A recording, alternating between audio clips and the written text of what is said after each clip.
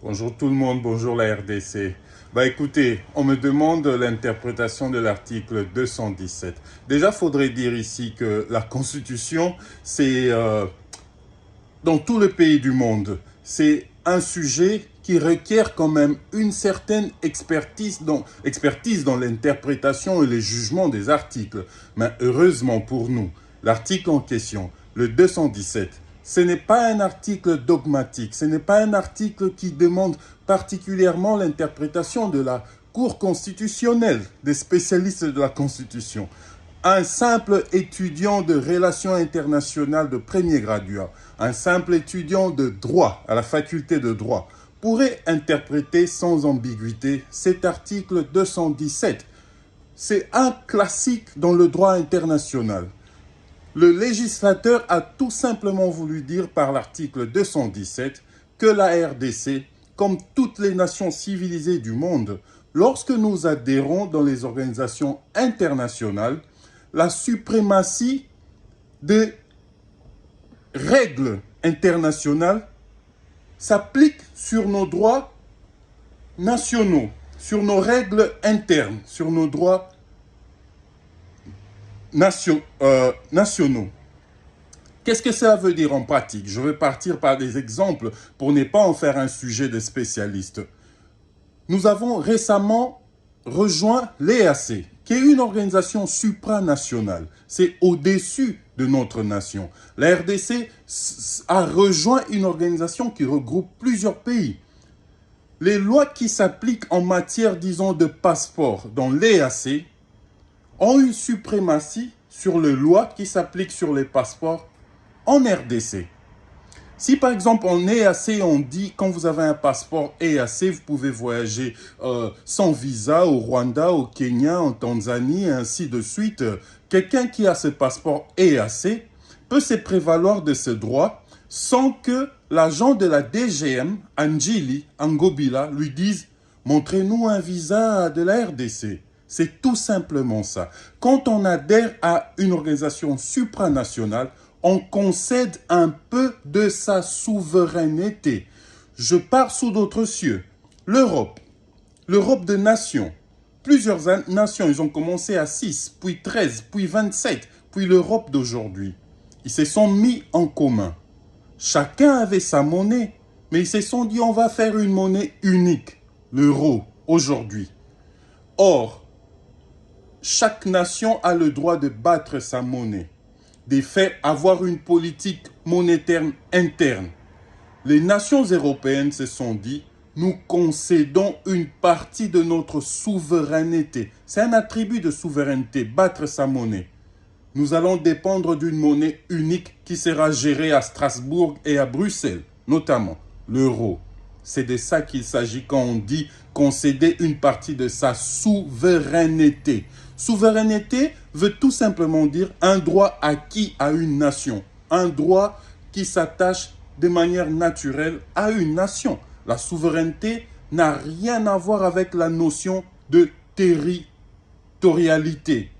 Concéder une partie de notre souveraineté, nous le faisons déjà. Nous avons adhéré à l'OHADA. Aujourd'hui, les gens qui sont spécialistes dans l'administration des affaires, les comptables, ils suivent le code de l'OHADA. Ils ne suivent plus le code comptable congolais quand il s'agit de commerce avec les tierces, notamment africains. Nous le faisons déjà quand nous faisons venir la MONUSCO chez nous. La MONUSCO administre, la MONUSCO sécurise. La MONUSCO a remplacé l'État congolais dans plusieurs entités de la RDC et de cela depuis 30 ans. Nous le faisons déjà.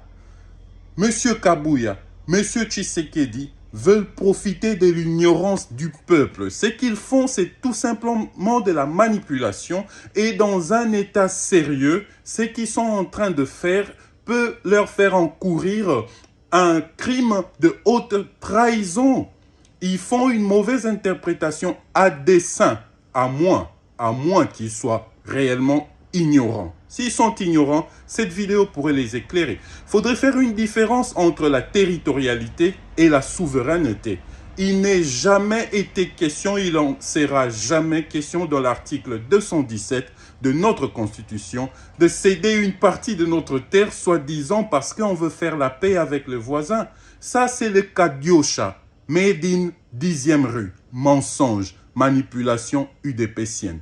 Cette Constitution, on ne veut pas dire qu'on ne peut pas la modifier. Il y a des articles à modifier. On pourrait modifier ces articles. Nous avons deux chambres parlementaires, la chambre haute, la chambre basse. Ils ont comme fonction notamment faire ces genres de besogne, modifier la Constitution. L'UDPS a la majorité dans ces deux chambres. S'il y a des articles qui fâchent, c'est dans la vie normale, dans le cours normal d'une Assemblée nationale, d'un Sénat.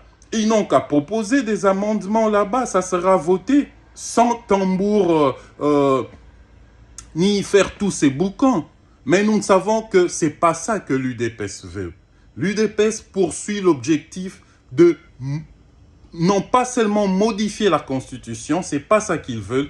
Ils veulent remplacer, ils veulent une nouvelle Constitution. Pourquoi? Parce qu'une nouvelle Constitution remettrait le compteur à zéro. Ça veut dire, M. Tshisekedi pourrait dire, je me lance, je suis candidat pour la course pour les 2 prochains mandats parce que c'est une nouvelle constitution. Il n'y a rien qui me limite ici. On va reprendre la nouvelle constitution avec la mention 2 mandats non renouvelables. Mais puisqu'il s'agit d'une nouvelle constitution, techniquement, le compteur serait mis à zéro.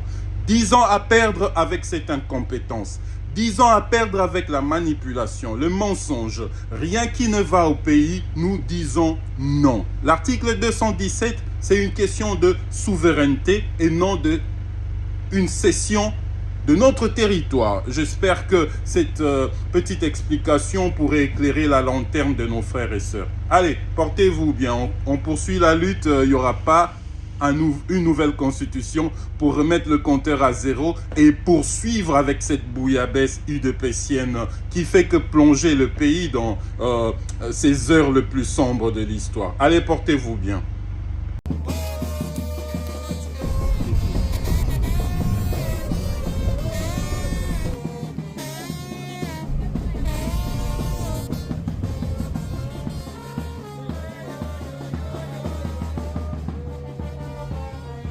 J'aime bien, moi, ils font.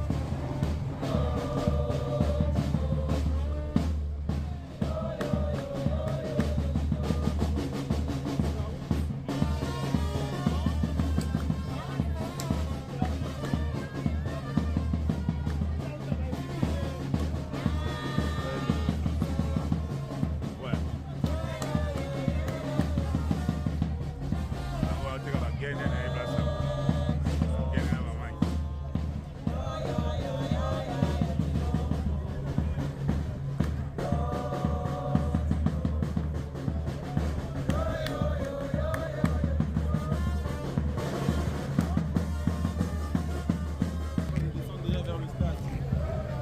on va se voir alors même au stade.